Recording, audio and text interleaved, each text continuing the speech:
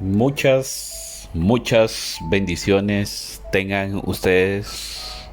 Bienvenidos nuevamente a esta, su lectura bíblica, donde día a día escudriñamos y aprendemos más de la palabra de Dios. Estimado oyente, qué alegría tenerlo nuevamente por acá. Y esta vez presentarles un pasaje de la Biblia, del libro de Marcos. Bien, esta enseñanza de hoy tiene como título Jesús ha venido a traer libertad. Y vea qué importante es esto. De tema introductoria, déjeme expresarle y darle algunos temas. En estos tiempos hay muchos engañadores y curanderos que van por diferentes lugares presentando soluciones fantásticas a los problemas de las personas en medio de una gran necesidad. Los oyentes creen esta mentira, lamentablemente. Otros son videntes, astrólogos, que con poderes satánicos engañan. Pero déjeme decirle algo, estimado oyente. El verdadero poder, aquel que da libertad, que sana de verdad, que transforma las vidas y salva, viene de Jesucristo, el Señor, por la unción de su Espíritu Santo. Eso hay que tenerlo presente en nuestras vidas, en nuestra vida diaria. La Biblia en Marcos 5 nos dice esta enseñanza. Vino a su encuentro de los sepulcros un hombre con un espíritu inmundo que tenía su morada en los sepulcros, es decir, ahí donde entierran a las personas, en los cementerios.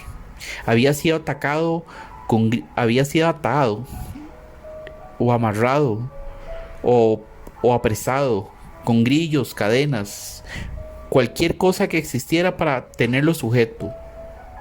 Mas las cadenas habían sido hechas pedazos por él mismo y desmenuzados, es decir, había roto todo con aquello que lo habían querido tener quieto, pero él estaba lleno de eso, de esos demonios que lo acechaban. Nadie lo podía dominar y siempre, día y de noche, andaba dando voces en los montes y en los sepulcros e hiriéndose con piedras. Y ustedes sabrán luego lo que pasó más adelante. Pero antes de llegar a ese punto, déjeme desglosarle unos acá muy importantes. Algunas evidencias del cautiverio espiritual. ¿Qué serían, estimado oyente? Podemos considerar a la luz del texto de hoy la condición de una persona cautiva, como lo vimos en este ejemplo del libro de Marcos. La vida del endemoniado de Gadareno es una expresión de su condición interna. Los versículos nos muestran dónde y cómo vivía él. Su morada era los sepulcros de Gadara. Por eso le decían el endemoniado de Gadareno, porque era la región donde él estaba. Y por allí, como en los montes, andaba gritando de día y de noche. Su violencia y su fuerza eran tan extremas que hacía pedazos las cadenas y a todo aquello que lo sujetara, todo aquello que quería dominarlo para que se estuviera quieto. Su estilo de vida expresaba su condición interna. Su corazón estaba desgarrado. Las heridas de su corazón, las malas decisiones y las experiencias traumáticas de su vida lo habían llevado a semejante condición. Eso, por decirlo de alguna manera, de estas evidencias de ese cautiverio espiritual. Déjeme decirle otra. La condición espiritual determina también la vida natural. ¿Por qué, amado oyente? Es muy significativo aquí tener en cuenta que la palabra Gadara, de donde él provenía, significa lugar amurallado. Y el término gadareno significa rodeado o encerrado entre paredes. Entonces aquí es donde uno le comienza a encontrar esas cosas que están ahí en la palabra de Dios. Y cuando profundiza más en ese tema, entonces comienzan a salir estos ejemplos. Recordemos, por ejemplo, que el apóstol Pedro le dijo a Simón, quien ya había creído y se había bautizado, le dijo de esta manera en Hechos: arrepiéntete, porque en hiel de amargura y en prisión de maldad veo que estás. Recordarán esto en Hechos 8:23. El apóstol Pedro, por el Espíritu Santo, pudo ver la condición espiritual de Simón, condición que requería su arrepentimiento. ¿Qué concluimos nosotros con esto, estimados?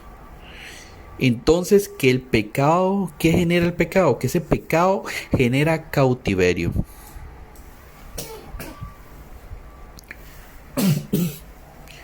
Cuando Jesús liberó a la mujer encorvada, es otro ejemplo que quiero darles acá, dijo que ella había sido atada por Satanás durante 18 años, durante largos 18 años.